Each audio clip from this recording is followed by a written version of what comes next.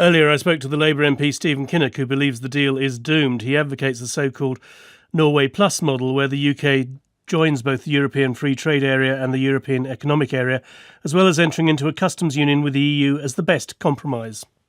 I think this wild goose chase has come to its inevitable conclusion. They were never going to reopen the withdrawal agreement, certainly not to change the legal text. And so I think, in essence, she is back to square one. I think the decision to pull the meaningful vote was the most anti-democratic decision that any British Prime Minister has taken in living memory. And it really was holding Parliament in contempt. And I think now she will try, I guess, to put the thumbscrews onto as many Tory MPs as she can, in the hope that sometime in mid-January she might be able to have the numbers. But I just can't see that happening, to be frank. And the hope that some Labour MPs will vote with her. Would you think of that? No, I wouldn't. I think the biggest problem with the deal is the political declaration, actually. It is so full of vague platitudes and waffle. I'm not prepared to vote through £39 billion of taxpayers' money for a truckload of fudge.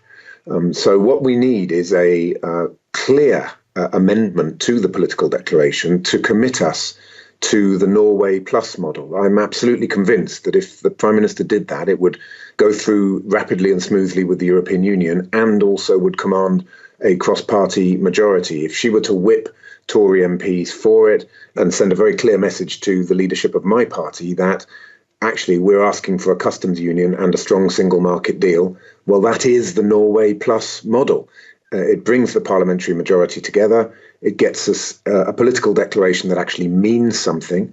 It enables us to leave the European Union and deliver on the 52-48 narrow mandate to leave without wrecking the British economy. So we understand that there's at least 10 cabinet ministers that are in favour of her pivoting to Norway Plus. And I hope she'll take some time over Christmas to reflect on this and come back in the new year, having listened, and with a solution that can actually get us out of this constitutional crisis.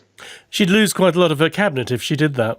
The cabinet is in a position now where they've got to decide, do they want to step up and show some leadership and dig us out of this mess, or do they want to just carry on banging their heads against a brick wall?